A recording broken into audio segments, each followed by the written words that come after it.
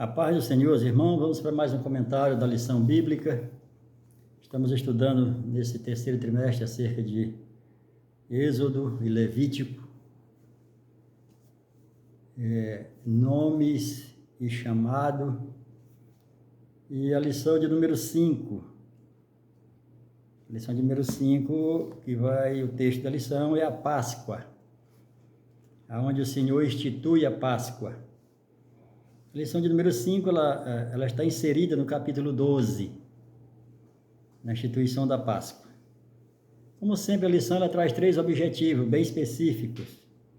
O primeiro é explicar a importância da Páscoa. O segundo é destacar a proteção pelo sangue. E o terceiro é receber a libertação de Cristo. Nesse primeiro, explicar a importância da Páscoa, eu diria que não é nem tanto explicar a importância, mas explicar a origem, né? Por que da Páscoa? E não só apenas a importância, porque a importância a gente vai ver aqui no segundo tópico e no terceiro, a proteção e a libertação. Então, por que o Senhor institui a Páscoa, né?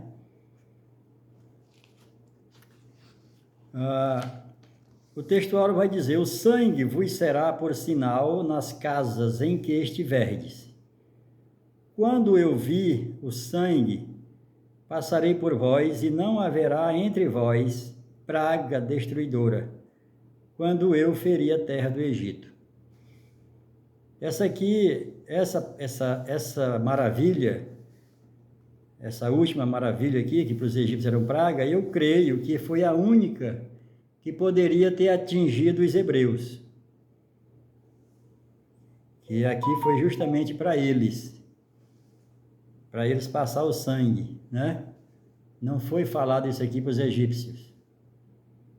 Então aqui é a única maravilha que pegaria todo mundo se os hebreus não tivessem atendido para a ordenança do Senhor. A verdade prática vai dizer: a Páscoa é uma cerimônia que melhor prefigura a pessoa e obra de Jesus. É na Páscoa que a gente vai entender o Evangelho. Não é lendo o Evangelho que a gente vai entender. A gente vai entender o Evangelho lendo o Antigo Testamento, lendo o Pentateuco, lendo os Salmos, lendo os profetas maiores e menores. Aí quando você está estudando, está lendo o Novo Testamento, aí você vai entender, né? Porque está tudo contido já no Antigo Testamento. Porque desde o Éden fala de Jesus. O próprio Éden já era o tabernáculo de Deus ali com o homem. Pois bem, a introdução à lição vai dizer: o capítulo 12 de Êxodo é o mais longo em versículos e também o mais importante em todo o livro, e talvez tudo do Antigo Testamento. A instituição da Páscoa. Alguns o chamam de Páscoa dos judeus, mas a Bíblia a chama de Páscoa do Senhor. Êxodo 12, 11. O enfoque todo é no Senhor, mencionado 19 vezes nesse capítulo. Era Ele que estava no controle de tudo, e é Ele que ainda está no controle de tudo. O novo começo. Observe aqui que este mês vos será o principal, ou o princípio dos meses. Ali o Senhor muda também o calendário. Não se sabe que mês do ano estavam vivendo quando da instituição da Páscoa. Só que o Senhor diz: olha, a partir daqui agora, para vocês, hebreus, esse mês vai ser o primeiro dos meses. Mês de Nissan. E a Páscoa inaugura um novo calendário para Israel. Desde então, convivem os 2 calendários, o civil e o religioso. O povo de Israel, o povo judeu Israel, ele vive o calendário religioso. Eles comem ou não comem algo, fazem ou não fazem determinada coisa, não por tradição, mas por mandamento. Ao contrário do Ocidente, que as pessoas fazem por tradição, e a grande maioria nem sabe porque essa tradição. Eu me lembro que antes de ser resgatado por Jesus, de ele ter me separado, eu tinha muitos questionamentos. Por quê? Né? Por que imagem? Por que beijar uma imagem? Por que adorar uma imagem? Por que... E aí eu comecei a ler a Bíblia e não achava a resposta, ninguém me explicava. E aí, não, minha mãe fazia, minha avó fazia, meu bisavô fazia, e eu estou fazendo. Isso é tradição. Tradição é uma forma mais, vamos dizer assim, mais sucinta de falar mentira, né? De falar fake news. Né? Para você não falar que a pessoa está mentindo, ele diz, não, isso é tradição, mas na realidade é mentira. A pessoa nunca sabe por que foi. Não existe ali uma base. Né? Já o judaísmo não, nos judeus não, nos israelitas não. Eles comem ou não comem, fazem ou não fazem determinada coisa, de acordo com a lei de Deus. Pois bem, o segundo subtópico do primeiro vai dizer o tempo e o modo de Deus. Falai a toda a congregação de Israel, dizendo, aos 10 deste mês, cada um tomará para si um cordeiro, segundo a casa dos pais, um cordeiro para cada família. Aí ele vai dizer, se a família for pequena, junta com o vizinho, de modos que não possam sobrar do cordeiro, né? E esse cordeiro tanto poderia ser de ovelha como de cabra. E qual é a diferença do cordeiro no sentido de carneiro e de bode? É que o cordeiro, ele não conhece a ovelha, né? No sentido do cordeiro, filho de ovelha. E o cordeiro, filho de cabra, ele não conhece, né? É de 1 ano, ou seja, ele ainda não teve, ele ainda não cruzou com a fêmea. É por isso que é chamado cordeiro. Os elementos da Páscoa. Os elementos da Páscoa, naquela noite, comerão a carne assada no fogo, a carne do cordeiro, seja de bode ou de filho de ovelha, né, de caprino ou de ovino, com pães asmos e ervas amargas. Essa era os elementos da Páscoa. Pois bem, então aqui Deus institui a Páscoa, vocês vão fazer isso, né? E em Êxodo 12, temos a expressão comer 18 vezes. É muito comum nas Escrituras essa relação entre adoração e alimentação. As duas coisas são muito associadas, especialmente no Antigo Testamento. Até porque eles têm, né? E nós devemos ter como cristão também, que a alimentação, ela é também um motivo de adoração ao Senhor. Até porque é uma dádiva de Deus, né? E aqui o cordeiro deveria ser separado 4 dias antes, possivelmente para que fosse melhor observado, evitando sacrificar um animal fora das especificações. Qualquer sobra do cordeiro não deveria ser queimada, né? O alimento tão especial jamais poderia ser confundido com uma comida comum. Não é comida comum, né? Então, era uma ceia, era uma comida, era para comer, não era para sobrar, mas o que sobrasse era para ser queimado. Pois bem, aqui encerramos o primeiro ponto, acerca da instituição da Páscoa. Foi instituída a Páscoa, e aí do sangue, né? Aqui vamos ver a questão do sangue, né? Aqui era para comer a carne, com ervas amargas e pães ázimos, pão sem fermento, né? Os pães sem fermento. O segundo ponto vai falar o cordeiro pascal. Tem muita gente que fala essa palavra, fala errada, fala pascual, e não é pascual, é pascal. Cordeiro pascal, de Páscoa. A diferença entre a morte e a vida foi o sangue do cordeiro. Sem defeito, o cordeiro será um sem defeito, macho ou fêmea de 1 ano, né? Sendo cordeiro de ovinos ou caprinos, né? Ou cabrito. o animal tinha que ser sem falha, sem defeito, sem mancha, né? Sem ferimentos, para ser apresentado ao Senhor.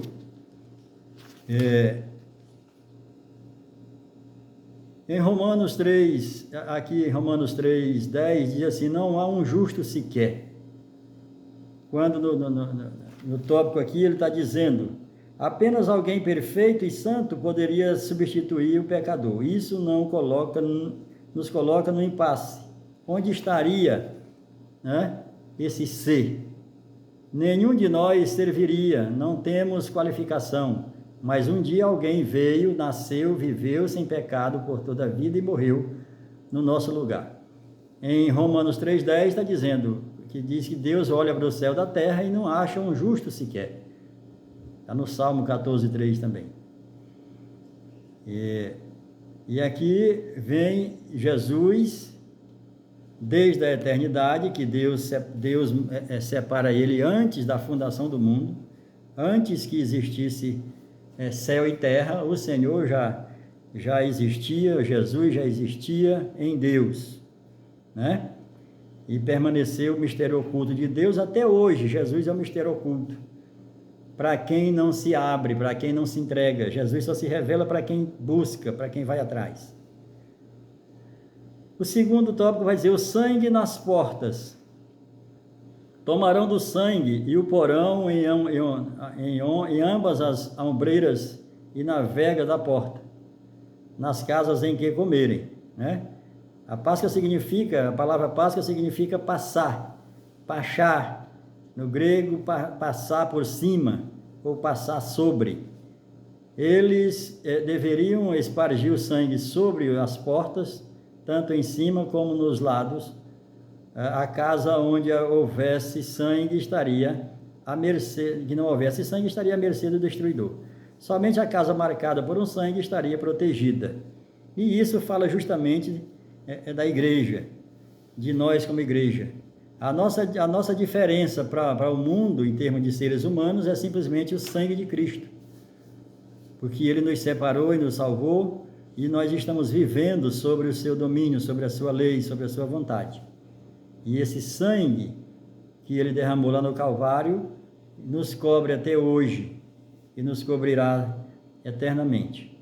Então, essa é a diferença. Assim também ficou sendo a diferença daquela noite entre os hebreus e os egípcios. A morte de Jesus, ela satisfez a ira de Deus. Porque quando Deus cria o homem dentro dele,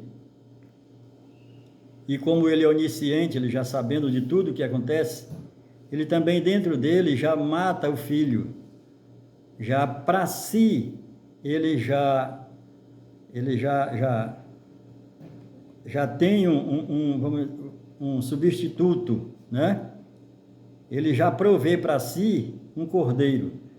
O que foi ali tipificado ali por Abraão, em Gênesis 22:8, ali na região de Moriá, quando ele vai subindo o monte ali para sacrificar Isaque, que na realidade Abraão já mata Isaque no coração, porque ele não subiria ao monte para sacrificar Isaque lá em cima se ele não matasse no coração primeiro.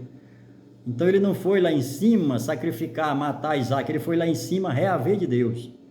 Ele foi lá em cima ressuscitar Isaque, porque Isaque ele já tinha matado no coração quando ele resolveu subir, quando ele obedeceu. Então quando ele vai subindo, Isaque já tinha feito vários sacrifícios com o pai, já sabia quais eram os elementos, né? Qual eram ali os utensílios, os elementos que usava. E aí ele vai subindo com o pai e ele faz aquele questionamento. Disse, pai, nós estamos indo aqui, eu estou vendo que nós trouxemos a lenha, trouxemos o fogo, mas o cordeiro. Aí olha a resposta que Abraão dá para o seu filho. Ele disse, pai, filho, Deus proverá para si um cordeiro. É Deus que provê para ele mesmo. E aí Abraão subiu. Quando prepara tudo que vai para imolar Isaque, Deus brada lá dos céus e prepara para ele um carneiro amarrado pelo chifre. Observe que cordeiro não tem chifre, é o de 1 ano, cabrito ou filho de ovelha. Mas o que Deus proveu para si foi um carneiro no lugar de Isaque. Porque Deus só tinha um cordeiro. Se Deus proveu um cordeiro lá para Abraão, faltaria para nós.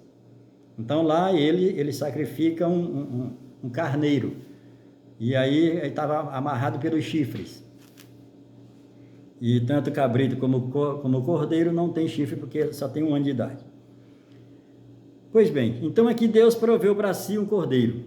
Aqui o cordeiro, um cabrito, precisava ser macho. Esse detalhe não pode passar despercebido, porque simbolizava aquele que na plenitude do tempo viria como segundo Adão, né? O novo Adão viria e, diferente do primeiro, teria a vida eterna, né?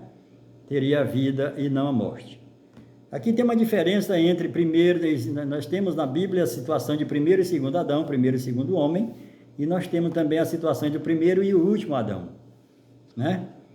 O primeiro Adão e o segundo Adão é no sentido de homem, de Jesus, filho do homem. Agora, o primeiro e o último Adão é no sentido de Cristo. Cristo foi o último Adão. Porque não tem como colocar um segundo Adão, porque há necessidade de um terceiro. Quando você coloca em numeração ordinária, você há necessidade de que tenha um terceiro e um quarto. E não tem. No tocante a Cristo, né, tu és o Cristo, Filho de Deus, e não o Jesus. Jesus homem. Então Jesus homem foi o segundo Adão. Agora Cristo é o Cristo, Filho de Deus. Esse Cristo é o último Adão. Aí a expressão é o primeiro e último Adão. Pois bem, vamos para o terceiro ponto. E vamos falar aqui sobre os ensinamentos, né? Voltando aqui, que eu queria trazer aqui a questão quando... E também não poderia ser seus ossos quebrados ou triturados. O cabrito ou o cordeiro que fosse oferecido em sacrifício, né? Que teria que ser comido pelos hebreus. Ele tinha que ser comido assado, não poderia ser quebrado os ossos. Por isso que tinha que ser assado, porque era inteiro. Com as entranhas, com fressura, com fígado, com coração. Não foi tirado nada, foi assado tudo. E assado não é para não quebrar nenhum osso.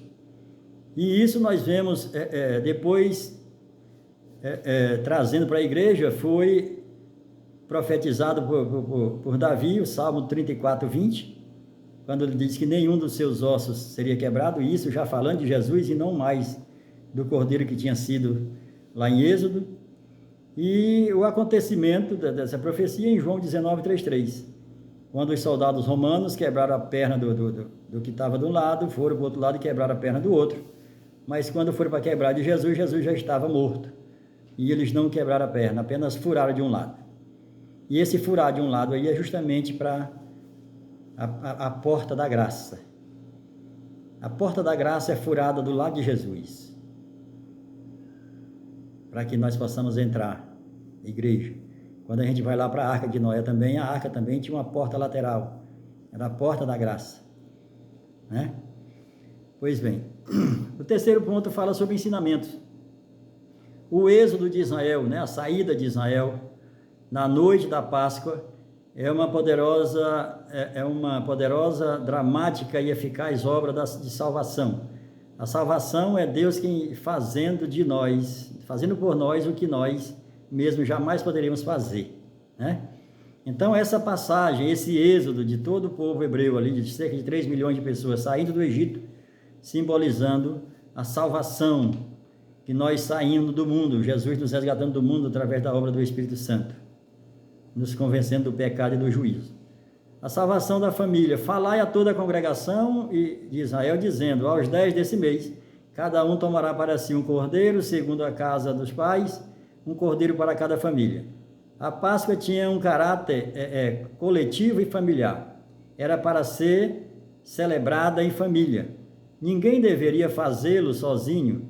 Isso trazia e traz implicações diretas, né, da necessidade de diligência por parte dos pais, né? E aos poucos essa celebração ela vai perdendo a sua conotação, né? A sua conotação, vamos dizer assim, verídica, né? A sua conotação de real, né? Porque aí, quando chegou aqui para o Oriente, né? Aqui ali da Grécia para Roma e de Roma para nós, aí fizeram outras festas, né? Agora é o Natal. E aí comem, né? As pessoas comem, as casas se fartam, que sobra, que joga no lixo, e outra família do lado, passando fome, passando necessidade. Ou às vezes até alguém da própria família mesmo, né? E não são visitadas durante o ano, não tem aquela comunhão, não tem aquele convívio. E isso está entrando na igreja também, né? Tem aquele povo que sai, que se ajunta nas festas, dos aniversários, mas não fazem de todo, ou fazem de todos, ou não faz de nenhum, para evitar aquela questão ali de panela, né?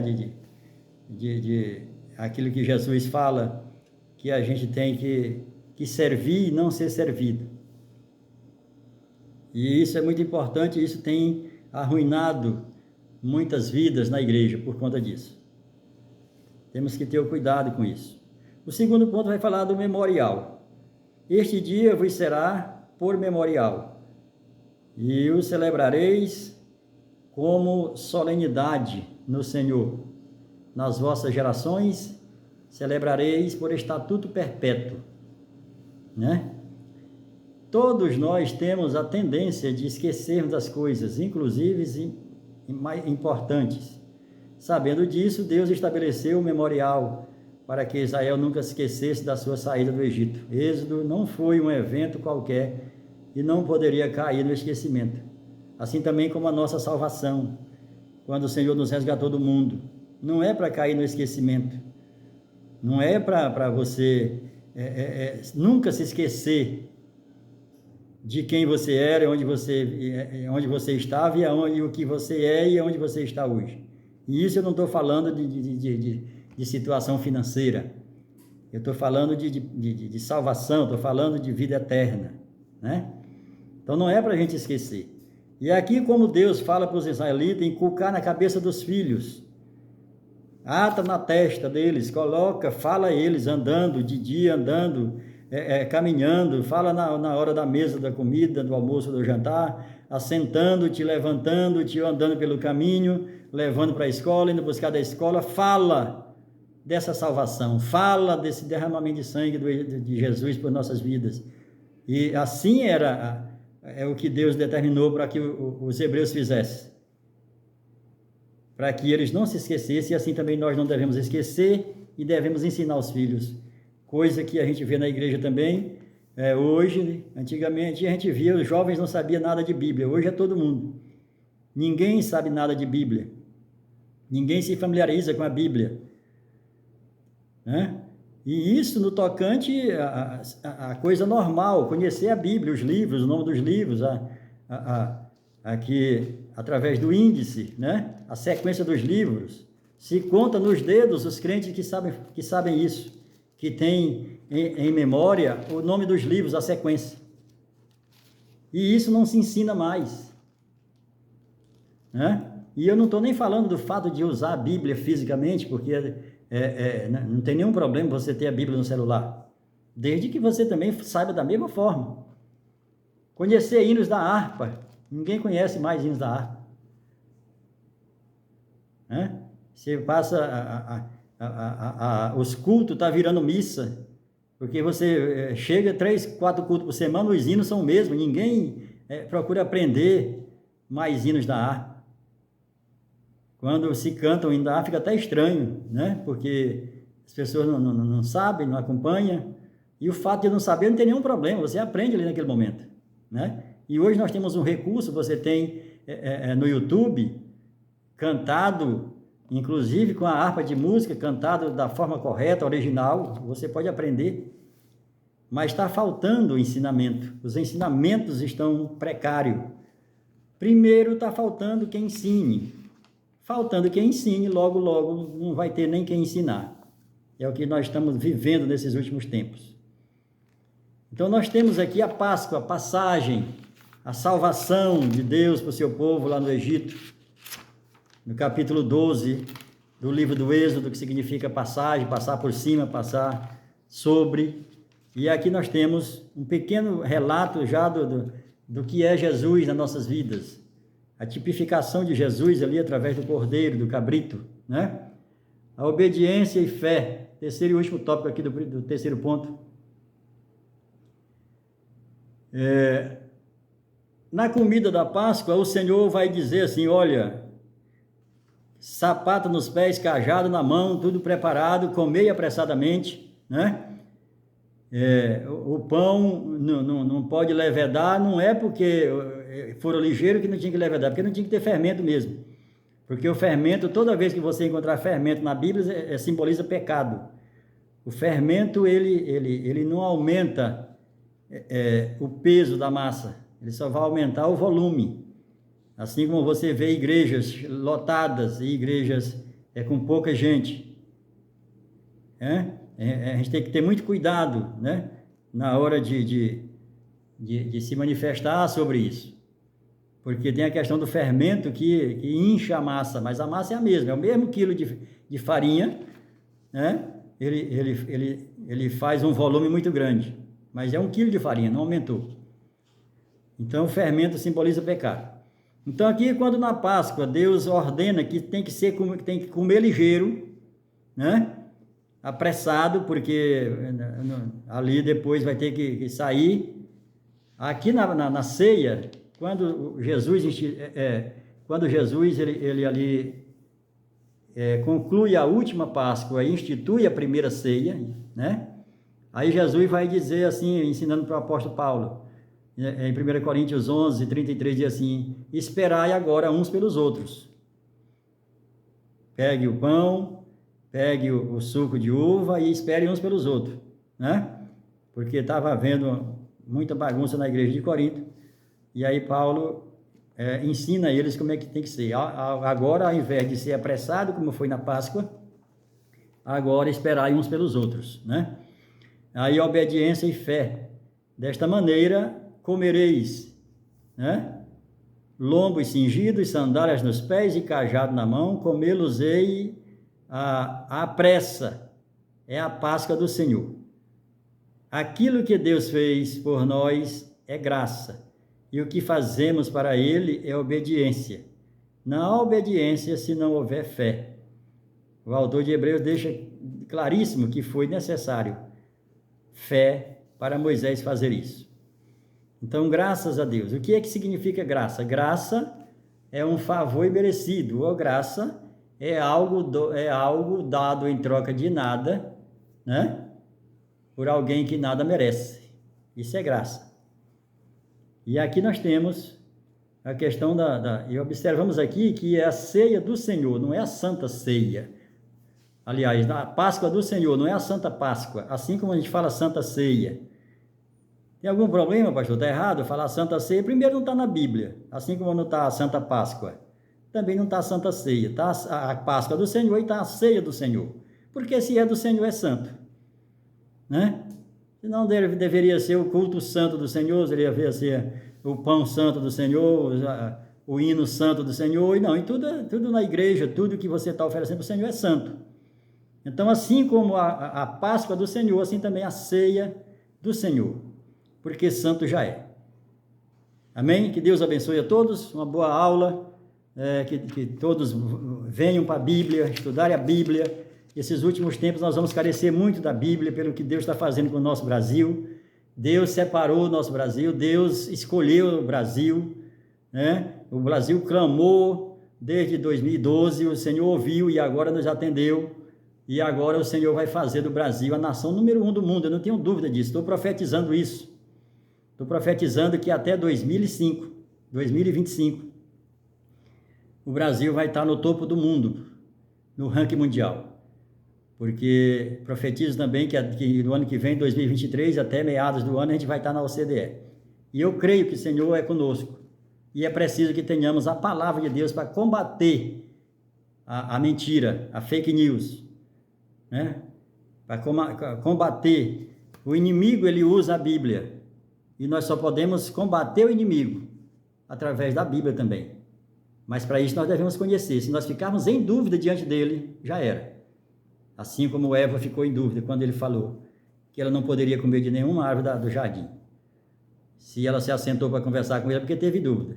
Porque com Jesus não teve dúvida. Quando ele disse, se tu é filho de Deus, transforma essas pedras em pão. E ele respondeu de imediato. E ele viu a diferença de um que tinha dúvida e um que não tinha. Que nós tenhamos conhecimento da palavra de Deus para não ter dúvida. Na hora que você vê qualquer situação aí fora que o diabo vai fazer no meio do paganismo para iludir a igreja, para iludir os crentes. Que Deus abençoe a todos em nome de Jesus. Amém.